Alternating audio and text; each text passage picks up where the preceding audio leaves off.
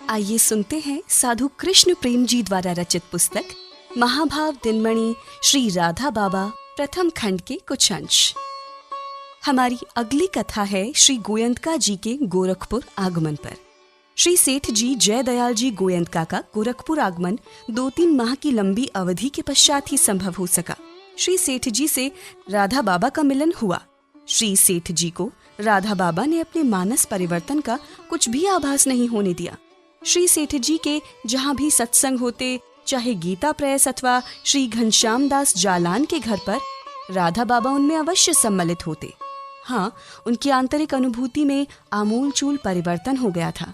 पूज्य गुरुदेव बांकुड़ा में जब श्री सेठ जी से मिले थे, उन्हें श्री सेठ जी के स्थान पर निर्गुण निराकार आनंद तत्व ही घनीभूत आकृति विग्रह बना दृष्टिगोचर हुआ था। बांकुड़ा में एक बार श्री सेठ जी कुछ मित्र व्यवसायियों के साथ घिरे मोटर में सवार होकर जा रहे थे। राधा बाबा उनके साथ थे। राधा बाबा ने उस समय उनकी आंतरिक अनुभूति के संबंध में उनसे प्रश्न किया। श्री सेठ जी ने मोटर में यात्रा करते करते बताया कि सत्य मात्र आनंद ही आनंद है। ये मोटर, ये सेठ साहूकार, ये बांकुड़ा शहर, आप, मैं, गाड़ी का ड्राइवर, आनंदाकाश में तिरमिरों की तरह असत प्राकृतिक ही अनुभव हो रहे हैं। ये आकृतियां स्वप्न से भी अधिक असत हैं। राधा बाबा की भी उन दिनों यही अनुभूति होती थी। अतः अनुभव साम्य के कारण श्री सेठ जी का सहवास और सत्संग उन्हें बहुत ही रुचिकर लगता था। परंतु इस बार श्री सेठ जी से प्रथम मिलन में ही जब उन्होंने श्री सेठ जी के स्थान पर अपने ही आराध्य भगवान श्री कृष्ण की चतुर्भुज मूर्ति देखी तो वे आश्चर्यचकित हो गए।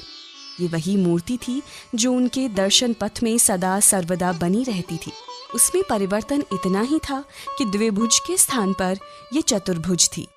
इसके पीछे कदम्ब वृक्ष लुप्त हो गया था और चारों भुजाओं में शंख, चक्र, गदा एवं पद्म ऊर्ध्व आयुध थे। वंशी वहां नहीं थी। इस मूर्ति के नेत्रों में चंचलता के स्थान पर अतिशय गंभीर स्थिरता थी। अपने अंतर्भूत घन आनंद से इस मूर्ति के नेत्र आधे मुंदे थे। इतना ही नहीं, श्री सेठ जी के सभी निकटस्थ जन, श्री घनश्याम दास जी जालान, श्री मोतीलाल जी जालान, श्री हरि कृष्ण दास गोयनका आदि उन्हें भगवान चतुर्भुज नारायण के वैकुंठवासी पार्षद दृष्टिगोचर होते थे। वे सभी चतुर्भुज, सभी नवघन मेघवर्ण, मस्तक पर मुकुट, कानों में मकराकृत कुंडल, वक्षस्थल में कौस्तुभ एवं बनमाला धारण किए, सभी शंख चक्रादि आयुधधारी होते थे। राधा बाबा सभी को मन ही मन प्रणाम करते। उन्हें ऐसा प्रतीत होता था मानो साक्षात वैकुंठ धाम ही पृथ्वी पर उतर आया है। श्री सेठ जी का विलक्षण भागवती वैभव देख राधा बाबा चकित हो जाते थे। श्री सेठ जी जयदयाल जी गोयंतका का गोरखपुर आगमन अल्पकालीन था। उन्हें शीघ्र ही ऋषिकुल ब्रह्मचर्याश्रम के वार्षिकोत्सव के लिए चूरू जाना था। वे गीता प्रेस के व्यवस्था संबंधी विचार विमर्श में उलझ गए। श्री सेठ जी राधा बाबा को भी अपने साथ ही चूरू ले जाना चाहते थे। श्री सेठ जी लोक संग्रही संत थे। लोक कल्याण की भावना कूट कूट कर भरी होने से वे भारतवर्ष के ग्राम ग्राम में श्रीमद् भगवत गीतोक्त निष्काम कर्म योग का प्रचार करना चाहते थे। अतः वे चाहते थे कि गीता तत्व विवेचनी के कार्य के साथ राधा बाबा जन समुदाय में अपने प्रवचनों द्वारा गीता का प्रचार करें। प्रचार की आसक्ति उनमें अत्यधिक थी। कोई यदि सुनने उनके पास नहीं आवे तो वे उसे सुनाने उसके घर पहुंच जाते थे। सेठ जी की दैनंदिनी चर्या भी एकांतिक नहीं थी। वे मात्र त्रिकाल संध्या करते समय गायत्री जप के लिए तो एकांत में रहते। शेष समय तो वे चारों ओर कार्यकर्ताओं अथवा जिज्ञासुओं से घिरे रहते थे। ब्रह्म मुहूर्त में वे उठ जाते थे। तब से मध्य रात्रि तक वे अखंड एक पल भी विश्राम न करते हुए कर्म में लगे रहते थे। उनके सहयोगी भी ऐसे ही परिश्रमी थे। कर्म ही उनकी उपासना था। निष्काम कर्म को ही वे चित्त शुद्धि का सबसे अमोघ उपाय मानते थे। भगवान की स्मृति, भगवान की सन्निधि का अनुभव करते हुए दिन रात निष्काम कर्म में लगे रहना, एक क्षण भी कठोर कर्म से हटकर चित्त प्रमाद न कर पावे, इस सावधानी की वे अपने अनुयायियों से पूरी आशा करते थे। सत्संग श्रवण एवं सत्संग व्याख्यान को वे इतना प्रामुख्य देते थे कि उनका वश चलता तो वे 24 घंटे सत्संग करवाते रहना चाहते थे।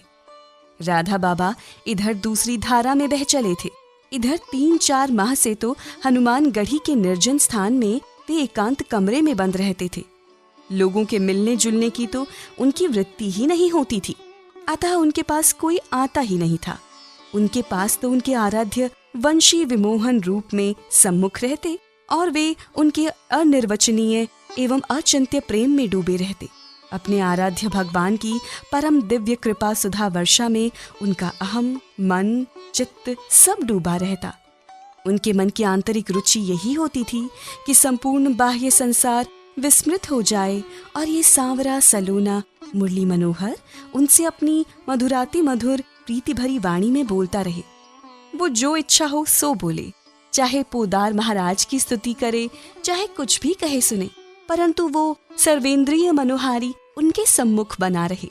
इधर श्री सेठ जी उन्हें प्रवचन एवं कर्म में लगाकर लोक कल्याण में प्रवृत्त करना चाह रहे थे। लोक कल्याण के लिए लोक होना परम आवश्यक है। जब लोक होगा तब ना लोक कल्याण होगा। उनकी वृत्ति तो लोक के रूप में वृंदावन विहारी को देखना चाह रही थी। वे तो गोपी भाव की इस भूमि को वरण करना चाह रहे थे कि ऊधो मन न भय 10-20, एक हो तो सो गयो श्याम संग, को अवराध है ईस। ईश्वर होए तो ईश्वर की आराधना हो, ब्रह्म हो तो ब्रह्म ज्ञान का प्रयास हो। जब मन ही प्रियतम श्याम सुंदर के संग चला गया और मन एक ही था, अनेक भी होते तो दूसरे मन से ब्रह्म ज्ञान एवं ईश्वर आराधना हो जाती।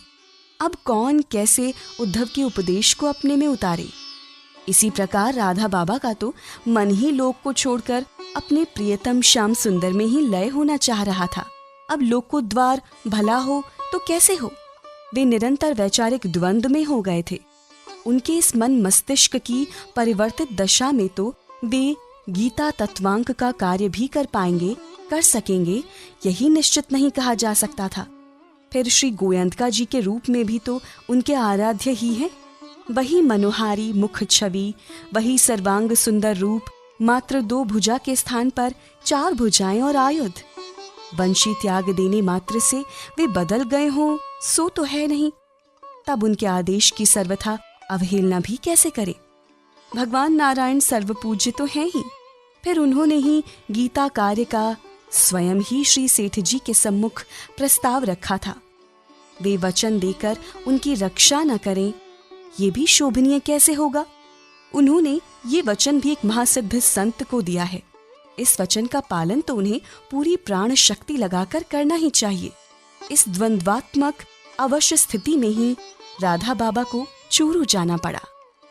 साधु कृष्ण प्रेम जी द्वारा रचित पुस्तक महाभाव दिनमणि श्री राधा बाबा प्रथम खंड के कुछ अंश